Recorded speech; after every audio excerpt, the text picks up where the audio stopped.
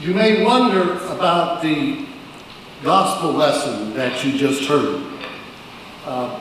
I've wondered about it myself. In fact, for many years I used to avoid preaching on texts like this one. Too dense, too complicated, too intense. But the reason we have this is because this actually happens to be the assigned reading for this morning in the Revised Common Lectionary. And I know this church does not always follow the Revised Common Lectionary, but I just felt that maybe it's time for at least two reasons. The first reason is kind of a life lesson. It seems to me the older I get that when I consciously or even subconsciously try to avoid things, either relationally or in my circumstances, that eventually I get found out and confronted one way or another. So I might as well deal with it as forthrightly as possible when I can. The second reason I decided to go ahead with this text was made clear to me last week during worship, when as part of our spoken call to worship, we said our purpose together, which began, we covenant to worship God, to preach the gospel of Jesus Christ, to celebrate the sacraments. So my hope this morning is to preach the gospel of Jesus Christ. In today's gospel, Jesus begins by saying, I am the living bread. And then he goes on to speak about eating his body and drinking his blood. Extreme statements, to say the least. To try to enter this passage, I would like to talk to you first about what it means to be hungry. That is difficult for me to do because I don't really know from personal experience what it is to be hungry. I mean, really hungry. Perhaps there are some of you who have experienced that in your life. I think it may be hard to talk about. As I thought about this, it is obvious that what I do know about is what it is like to have an appetite. I know what it's like to struggle with appetites that are exaggerated in some sense. I may not be alone in that, but real hunger, where could we find it? Well, it occurs to me that when public schools are in session, all we would really need to do is walk across the street to find children that may have experienced hunger, or at least what it is like to be part of a family where food insecurity is a regular part of their experience. It's easy for us to ignore how close we are to hunger. But what about extreme hunger? Earlier this summer, I read a book called Deep Down Dark. You may not have heard of it, but you may remember back in 2010 when the San Jose mine collapsed in Chile and the 33 miners were trapped beneath thousands of feet of rock. Many of us watched the rescue when they were evacuated through a tube thousands of feet down into that mountain after being trapped there for 69 days.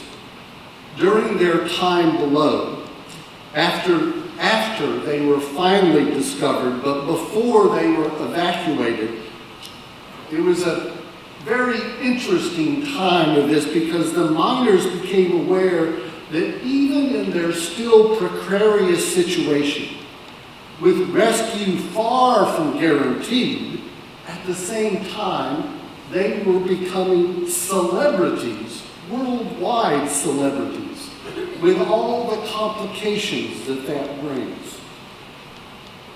And it did bring complications.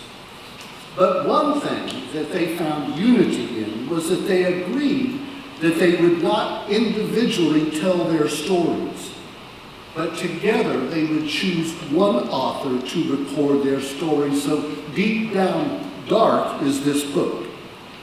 These 33 men knew extreme hunger.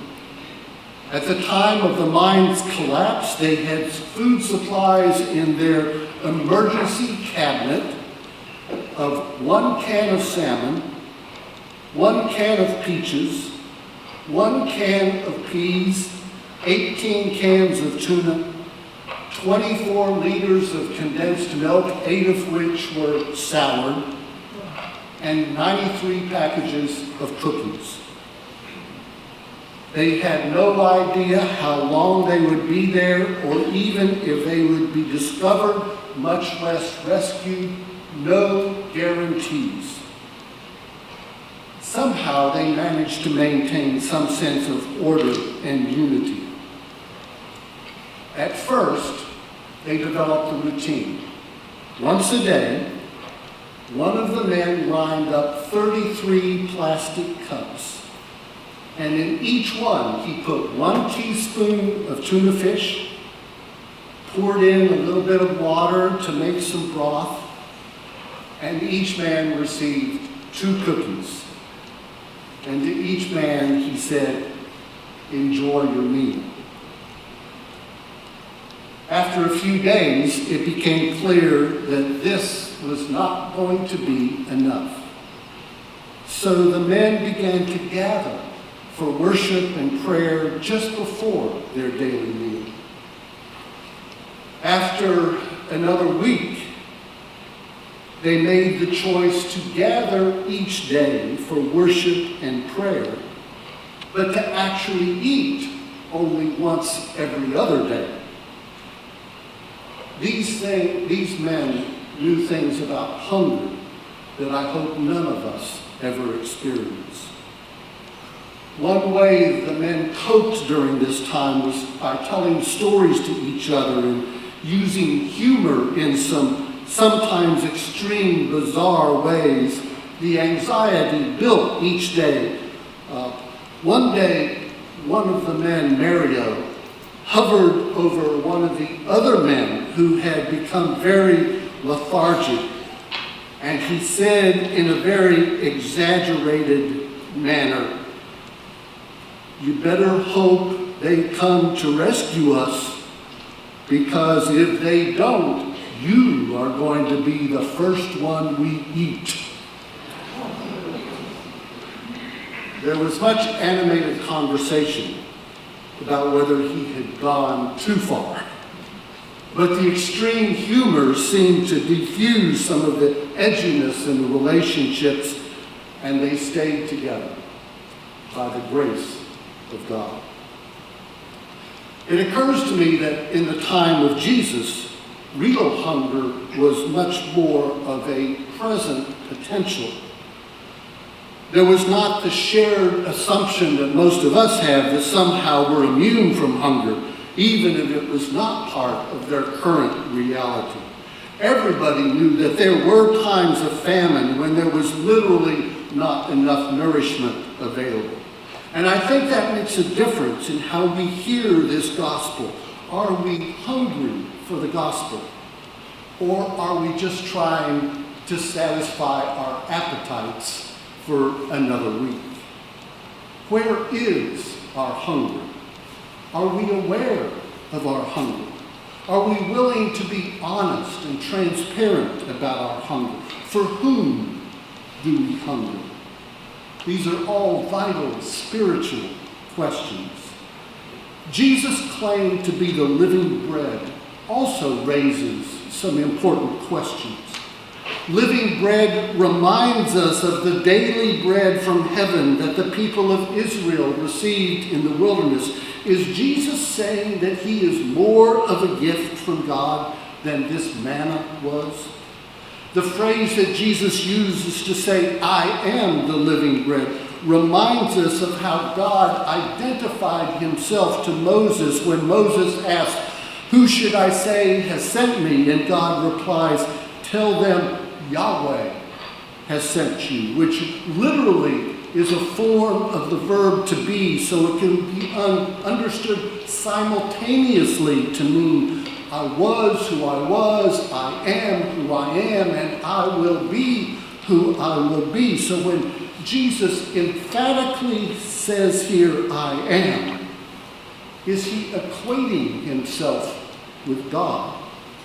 And then when Jesus describes the bread that he will give as my flesh, it is impossible to ignore the extremeness of that claim. Yes, that is disturbing. Yes, that is extreme. It raises all kinds of questions. So it does not seem surprising at all when we read that the Jews then disputed among themselves. Now I want to digress just a moment here to talk about the reference here to, quote, the Jews. There are many paradoxes in the Gospel of John, but it's very appropriate when you look on the cover of the bulletin this morning that the illustration brings forth the Jewishness of Jesus.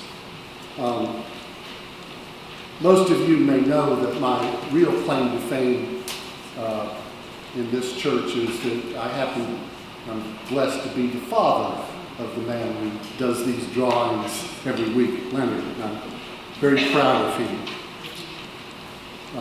There are many paradoxes in the Gospel of John, one of which is its relationship to the Judaism of the time of Jesus.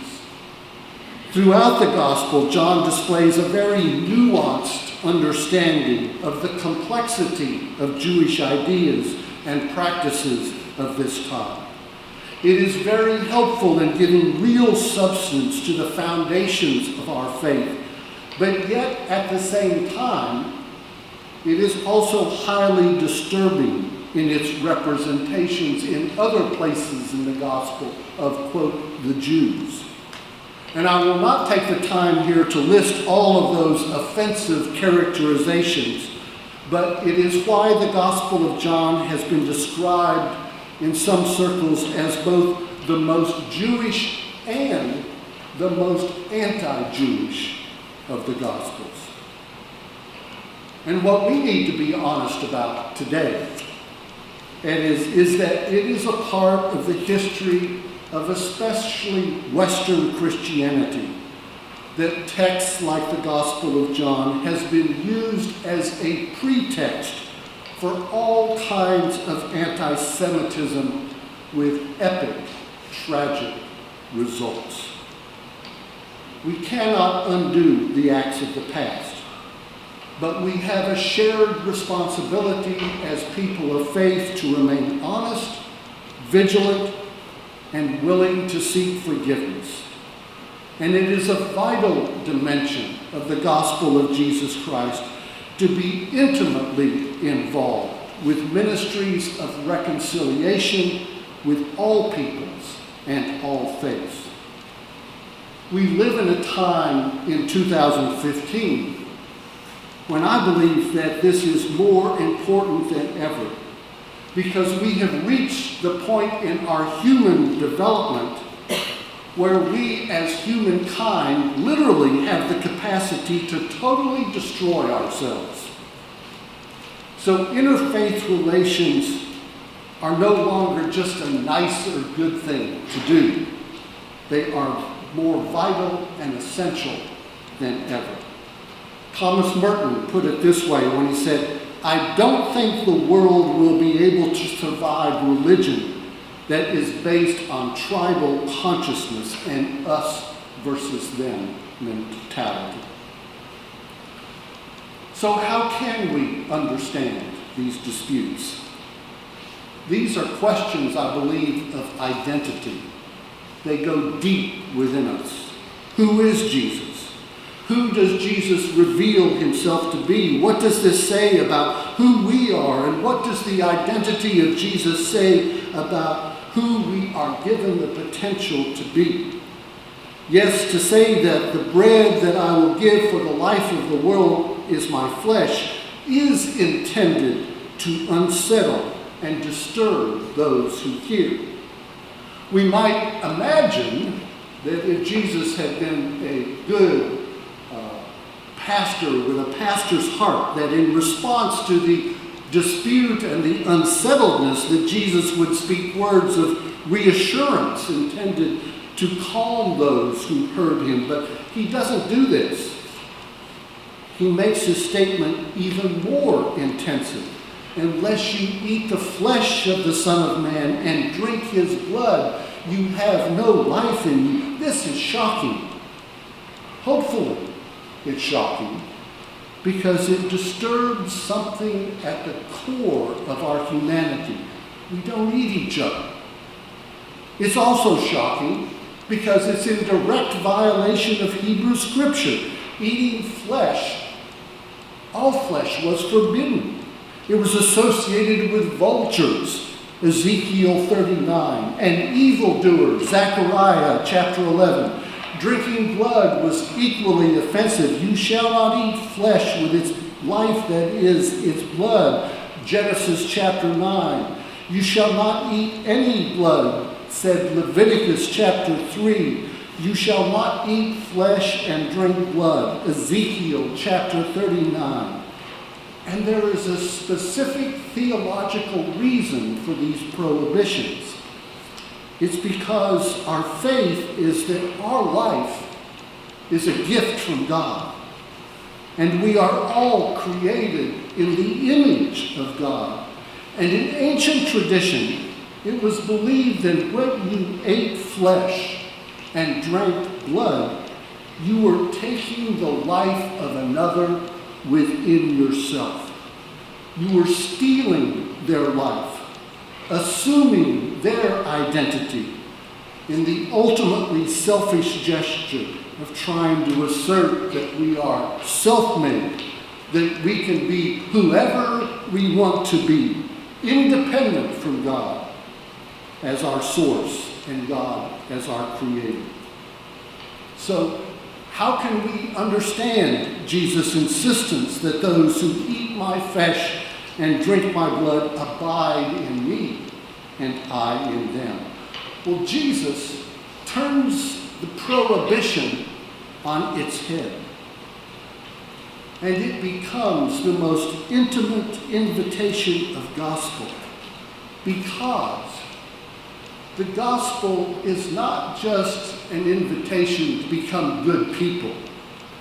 The gospel is an invitation to participate, to be intimately involved with the life of the divine. Our faith is that we receive this invitation from God, who created us through the person of Jesus Christ. Jesus is saying that gospel is that he wants to become us and us to become him. Jesus is offering himself as God's invitation to us to become one with God, not in some absolute sense, not to become gods in and of ourselves, but in every way, to be participants in the divine nature. So this is a reality. It's not just added on like I put on a raincoat when it's raining outside, but it's a radical transformation of the potential of all of human nature, so that we would receive the capacity to express freedom, love, compassion, as God expresses freedom, love, and compassion. That is always with a sense of abundance, because there is no limit to God's potential. It's so tempting to get up here behind this pulpit, and I got my coat and tie on this morning. My wife loves it when I put a coat and tie on to come to worship, to pretend that we are somebody. I don't think any of us is immune from that. But my witness to you this morning is that apart from the grace of God and the love of Jesus Christ, I have no life in me. I am little more than a grease spot on a sidewalk of no consequence at all. Any independence I may experience is pure gift and amazing grace. And so I cherish it most tenderly by holding it with open palms. But as soon as I get anxious, as soon as I try to grasp it, to express my autonomy, my I can do this on my own delusion, then I find myself slipping into the grasp of my exaggerated appetites. And I lose touch with my essential emptiness, my essential real hunger for God. I want to stay hungry for God at the center of my life. I want to remain hungry enough to remain motivated and willing to hear Jesus' clear claim of identity. So this morning, if you will, I want to invite you to listen just a bit longer, to listen to this reflection on the words of Jesus. And if you can, to listen with a hungry heart.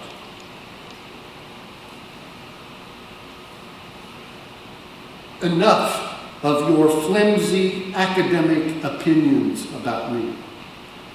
Enough quarantine speculations and ginger adorations, holding up my picture with latex gloves, careful to not get infected by my real presence. Let go of your words. Let me pass through your lips the other way. Eat me. Take me wholly and grossly into yourself. What else would you do with the bread of life? Bronze it? Display it on your mantle? Of course not. Consume me. Get me inside you. Let it be physical. Chew on my words and deeds. Swallow my insistent, inescapable presence. Eat me up. Savor the intense flavors of my trust and courage and compassion. Suck in the juices of my gratitude and passion, even the too spicy ones. Roll my forgiveness around in your mouth and then swallow it, all of it. Wash it down with my blood, my throbbing, living presence, the passion of my self-pouring. I will empty myself on your behalf. Have at me. Don't just pick and choose. Enough with daintiness. I will become you. That is my desire. Let my flesh become your flesh, your actual body, just as you are, not any idealized version of who you should be. Let the nerves of my movements become part of you. Let the muscles of my love and honesty move you. Whatever I say and do, whoever I seem to be, consume me wholly. Let nothing remain of me that is not in you. Stop worrying about how it looks. Rip free what you can get hold of. Slice it if you can and gnaw on it. Take all day. Like beloved friends at a wedding, eat and drink, toast and feast. Don't just admire me. Don't just learn from me. Take me inside you. Taste me and see that the Lord is good. What mother has not said to her child, I love you so much, I could just eat you up? The gospel of Jesus Christ. You are how you eat. Take your time. Chew slowly.